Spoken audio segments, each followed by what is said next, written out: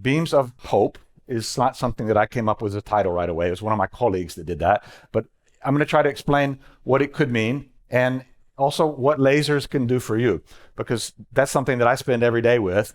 And I think when most people think of lasers, and when I thought of lasers, right, then we thought of like the first time you were introduced to the idea or the concept, and it's a science fiction type of idea. And particularly when we think about hope, I thought about the first Star Wars. And when you think about the first Star Wars and you think about lasers, oftentimes one of the first things that comes to mind is the Death Star. And the Death Star, because it had, if you remember, very, very large lasers. And those lasers had a lot of power, and they did horrible things. Okay, so I'm not going to talk about that. We don't do horrible things with them. But the idea of lasers and the idea of hope is not something, in a sense, that's an optimistic or positive kind of abstract thing. What I'm specifically talking about is high-order pulsed energy. Okay, so this means that we're using lasers in a way that you may not have thought about them. And I'm going to tell you some of the opportunities that we do for research, but also for practical purposes in life around lasers. But keep that in mind, high order pulsed energy. Now, I just showed you the Death Star laser. That's a pretty big laser. It takes a lot of power to blow up a planet. And I'll come back to that in just a few minutes, okay? But the lasers that we're talking about at ELI, they're not as big as the Death Star, but they're still pretty big. So this is one of the lasers we have. This one's based just outside of Prague. This is called the Aton laser. This is one of the most powerful lasers in the world. It's a 10 petawatt, 1.5 kilojoule laser. And that big chamber you see is a big vacuum chamber, and the laser's inside that. That's not the whole laser. That's just one part of the laser. But just to give you a sense of the type of lasers we're talking about, right? So they are very energetic. And they are pulsed, which I'll talk about that a bit more. This is the other part of the laser, which is in a whole nother room. And these lasers take up big rooms, and they're not wearing masks because of COVID, but because we work inside of clean rooms where there's no dust that can get on very, very delicate optical mirrors and devices. So we have to do everything inside of a clean room where the air is circulated. In a big room like that, the air is cleaned out 30 times within an hour. So what are we doing with lasers? So we're basically using them for scientific research. This is the main point. We offer a range of lasers, and actually the lasers themselves do many different things than what you would expect. They're not just beams of light. And we invite researchers from all around the world to come and do research at our laboratories. And anyone can come who makes a proposal, and it's reviewed by a group of scientists. There's a panel of about 60 scientists from all around the world, and they review these proposals. Every 6 months, we take in new proposals. And then if their proposal is accepted because they have a great idea how to use these facilities, then we invite them to come and they can use it for free. And they can come and do research at ELI, and they can take their research and they can publish their research, and we're helping to push forward discovery. And this is paid for by a consortium of countries, of which Hungary is a member. And this is one of the important things about the science is it's very open and it's very shared in the community. Now, I want to go back to this idea of the big pulsed laser for a minute. And you see, even in Star Wars, you can't see the green laser I'm pointing at, but you see the rings there. And that's already indicating that they had an idea even in the 1970s when they came up with the idea that lasers would be pulsed, that it wouldn't be just a continuous beam. There's the red beam, but then there's those green pulses of energy. That's really important. And I'm going to explain a little bit more about why that's important now. So high-powered lasers, the kind I'm talking about, are pulsed. They come out in pulses. It's not a continuous beam. So if it were a continuous beam, and if it was a very high-powered laser, that would be a problem, because the energy would be so great that it would simply melt the mirrors and all the components inside the laser. And this was a problem because lasers are not new. Lasers have been around for almost 60 years. But when we got into the 1980s or so, and we saw a lot of potential around increasing energy around lasers, but we understood that we couldn't go very far with the current technology that they had at the time of continuous wave lasers, because it simply would burn up all the components, and all the mirrors and the expensive grading systems would be damaged. So we had to come up with a new idea. So let's, generally speaking, I try not to make this talk too sciencey, but it is a science and technology event. So I'm going to go through an equation with you for just a moment. So when we talk about high-power lasers, the ones that we have at ELI, we talk about lasers that are in the petawatt range. A petawatt is a lot of energy. That's a quadrillion watts, or an exponential notation, that's 1 to the 15th, times 10 to the 15th. Okay, so that means if you take all the energy in the world that we're using at any time, it's only about 20 terawatts. So we're talking about 50 times more than the electricity that we're using in the entire world at any moment. So how do we do that? And how do we not melt the lasers with all that energy or all that power going in? And energy and power are not the same thing. So keep that in mind for a second. The way you do it is you have all that energy and that intensity, but you don't shine it for very long. You just shine it for a very, very short period. And the short period that we're talking about is a femtosecond. And if you don't know that, then that's one of the things that you could have learned today, is walking away with a femtosecond. And it's easy to remember that ELI lasers are a petawatt, 10 to the 15th, but the pulse is only 10 to the minus 15th. Okay, so a femtosecond is 10 to the minus 15th. So that's an easy correlation to try to remember. And if you think about that, it means the actual energy that goes into a petawatt laser is actually as much as a weak light bulb. It's not much more, it's not as bright as these lights, I can tell you. It's a small light bulb, but you take that energy and you compress it into a very short period of time, a femtosecond, and you will increase the intensity. How does that work? So one of the other things you could walk away here today, and it could be one of the best things you remember in your life, because this applies to a lot of things in life. If you want more power, then you have to think about the equation of power. And power equals energy divided by time. It's a certain amount of time, energy divided by a certain period of time. Now, I already told you that we had a hard time with the energy. We couldn't increase the energy of lasers because it was causing the lasers to get destroyed.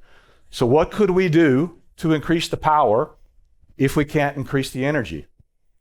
I know that some of you guys study science and math, so you know what I'm about to say, right? We could make the time smaller, right? We could reduce the time. And then what's going to happen? Power is going to increase. All right, so you see, that's the challenging math we have for today. All right, that's the equation. That equation, by the way, you can apply it in your entire life, and you'll find that it's a very effective way of creating leverage in your life. But if you had that idea around lasers in 1984, that would help you win the Nobel Prize, because that basic idea was the concept that Gerard Moreau and Donna Strickland had in 1984 when they developed a methodology of compressing lasers into a femtosecond. And that was a technology called chirped pulse amplification, where they can stretch out one of the pulses, add energy to it, and then they can recompress the pulse and make it shorter and increase the energy. And remember that big vacuum chamber I showed you before? That's called a compression chamber. It's where we compress the laser tube together. So you don't need to know all of this, but anyway, that technology is quite known, it's interesting, and they won the Nobel Prize for that. And it's the basis of the place where I work and the technologies that we work with. So what else can you do with pulses? So there's a lot you can do with pulses. One of the things you may have seen before, you may recall, is one of the first examples of chronophotography. This is from 1887. It's by a guy named Edward Muybridge.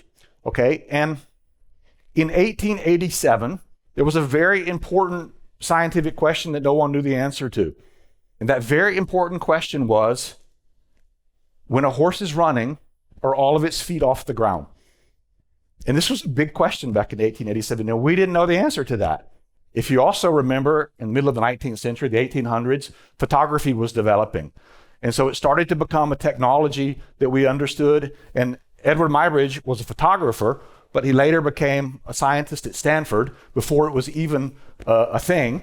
And he really invented the science of what we call time-resolved science, using time to understand dynamics, things that are happening in terms of motion and stuff. And with that, he was able to answer the question, does a horse's feet leave the ground when they run? And the answer is yes, it does. So, but this was a very kind of, if we think about a video game or a television and you have a 120 FPS or frames per second, and when we look at a television, it's 30 frames per second, or, my son always wants to have the most in his video game, right? So this is like not even 6 frames per second. So but still we were able to answer a question. So imagine, I said a femtosecond is what, a quadrillion FPS, but is there something shorter than that?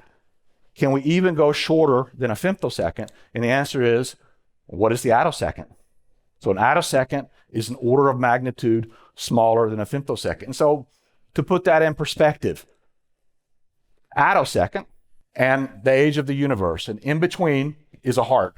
And your heart beats on average, if you're healthy, about 1 time a minute, 60 beats per minute, let's say. Okay, so 1 second for your heart. So there are more attoseconds in a second than there are seconds in the history of the universe. So that's how small 1 attosecond is, just to put it in perspective. At ELI, we're doing science using attosecond frames per second to be able to see how things happen.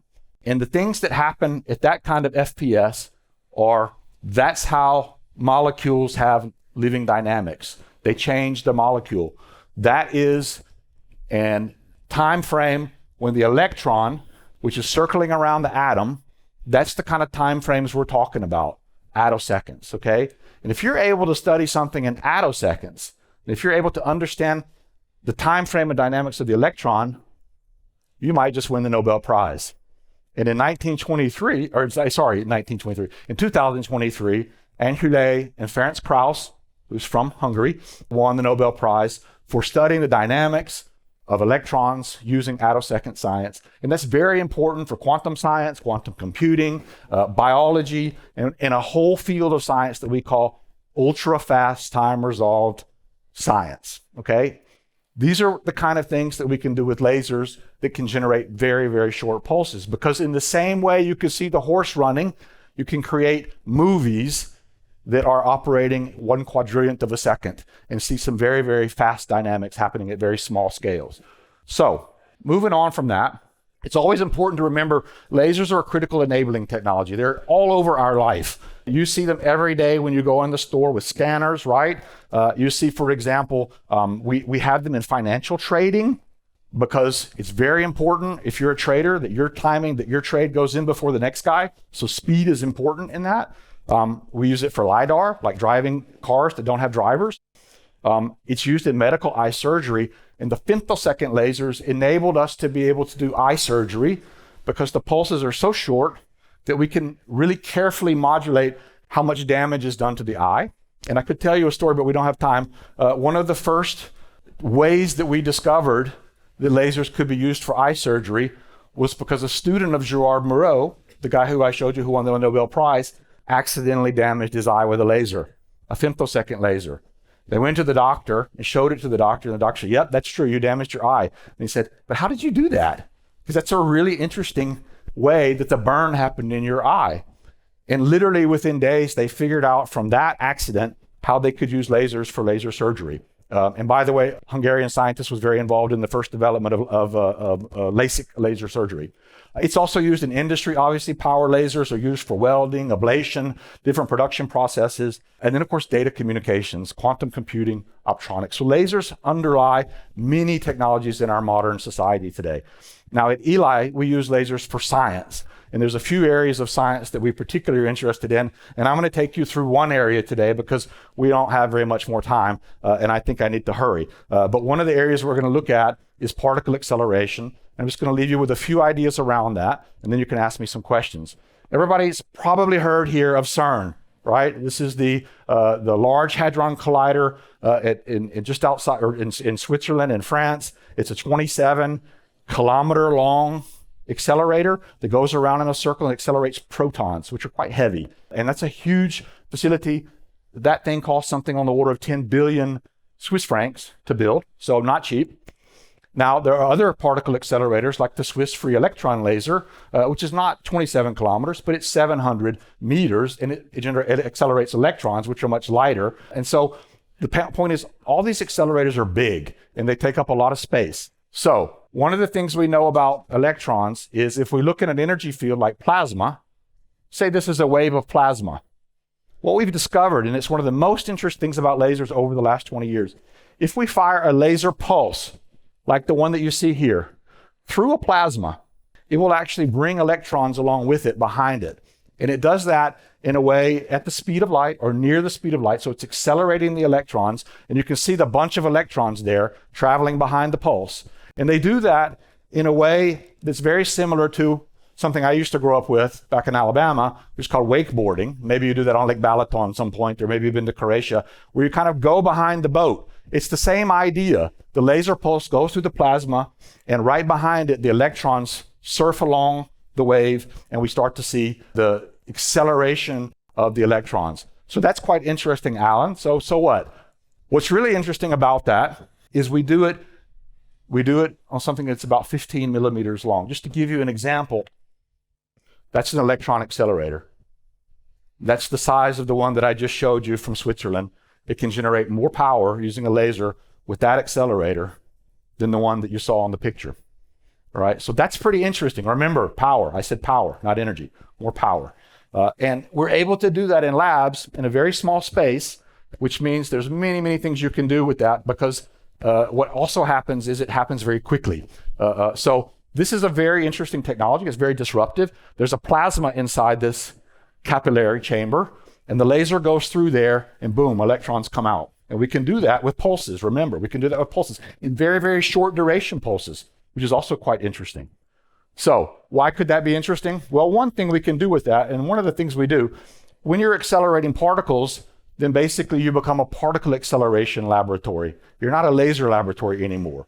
And one particle that's very interesting is a muon. Has anybody heard of a muon before? So muons are a particle, comes in from outer space, it penetrates everything. We can detect them pretty easily, but they come in from outer space, and we know that sometimes we have to be able to detect them. So one very interesting application of that is we can take these muons, generate them with a laser, and then with that, we're able to actually be able to detect materials inside of trucks that could be nuclear materials or something dangerous, and we can do it in a very compact space. So I'm out of time now, but I just want to show you one thing that I think is very important. ELI is 3 places in Europe. It's in the Czech Republic, it's in Hungary, and it's in Romania. But it's a consortium of countries, which Hungary is one of the founding countries, and very important when you're in Szeged next time, because I know you go to Szeged every day, right? Please do drive by ELI ALPS, the attosecond light pulse facility that you'll see there, and know that we're doing some of the world-class science using very, very short time domains. And particularly if you're a young person and you want to get into science, this is a world-class facility. We had over 1,500 scientists from around the world who've been at ELI over the last 2 years, and the leading group of researchers we have there are coming from Hungary. So thank you very much. It's nice to talk to you. Yeah. Thank you. Come up to the front here. Great. Well, thank you very much, Alan. Thank you for that. And they're just going to bring out the hot seat to put you in this for any questions, to get your questions ready. And we have at least 4 people with microphones. 1, 2, and there's another one, and there's a 4th somewhere. First question for you is, with computing, there's Moore's law, that things, computing power doubles every 2 years, I think it is? Exactly. Is there something like with lasers that's similar, that laser technology today compared to, say, 10 years ago, and where it's projected to be in 10 years, is it progress against some sort of rate? Absolutely, and it progressed quite slowly for a long time. And so we're in a very interesting time now because it is accelerating somewhat, definitely not at the same level as Moore's law. The issue with lasers, Colin, is they're not particularly energy efficient. And so for many applications, for example, we can use lasers to also create fusion energy. This is one of the most important discoveries that we've seen over the last 5-10 years.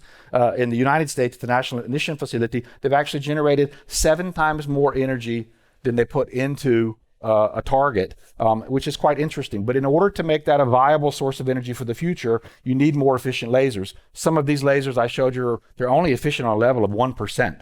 So 1% of the energy goes in, comes out. Remember, I showed you, you don't need much energy, you need to compress it. But on the other hand, if we could have lasers 10% or 15% efficient, then it would open up a whole world of possibilities. And we're doing that. We have 10 petawatt lasers here at ELI. The Chinese are building a 100 petawatt laser. And there's even talk about exawatt lasers, so 1,000 petawatts. That's amazing. So, any questions? Yes. Hi. Thanks for this very valuable information you just shared. So my question is how you can keep up with the infrastructure behind these needs to serve these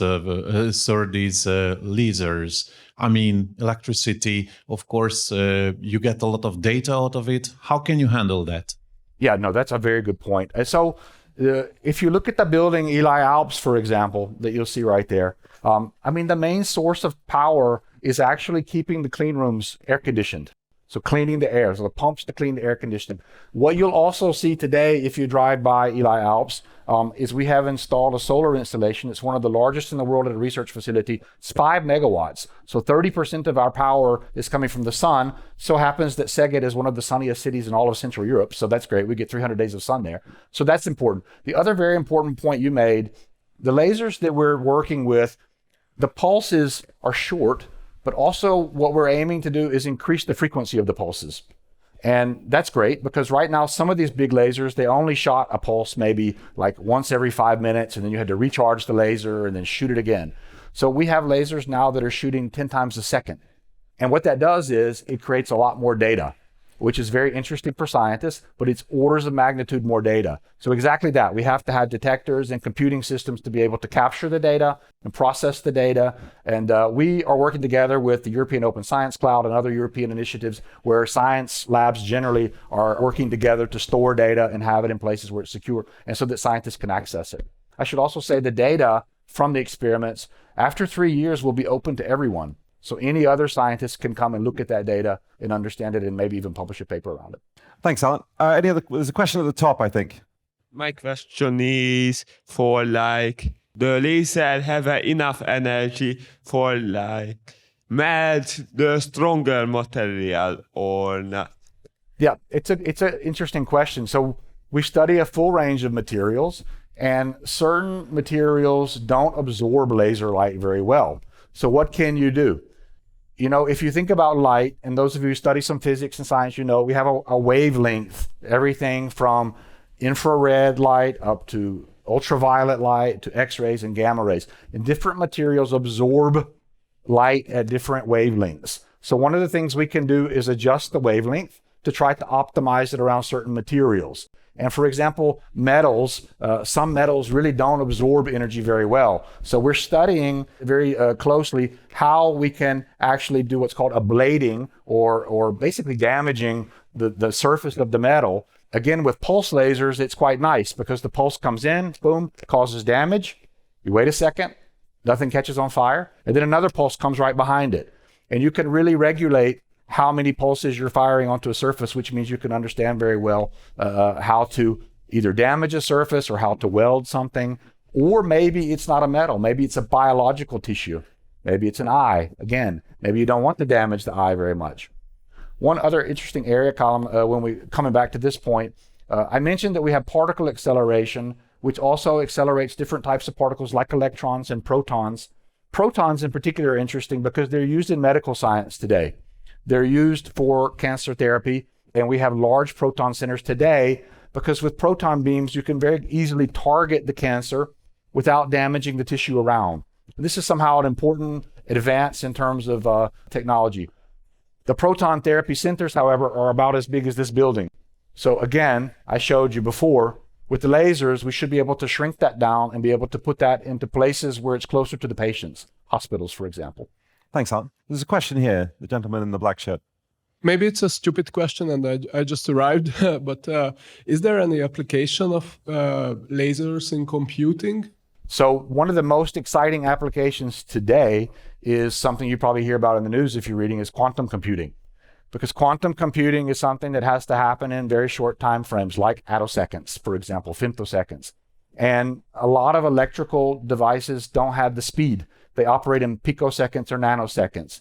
So we have a whole field of what's called optronics, optical electronics, that allow us to move at much faster paces and much higher frequencies. And so for quantum computing, almost all the quantum computers you hear about today are built basically on laser systems inside that are actually sending the information around and managing the qubits superimposition. So yes, absolutely, for the future of computing, it will be an essential technology. Maybe they're not the same lasers we have, as big as, a train. They're smaller, but the short pulses are important, and that technology is also a part of that computing.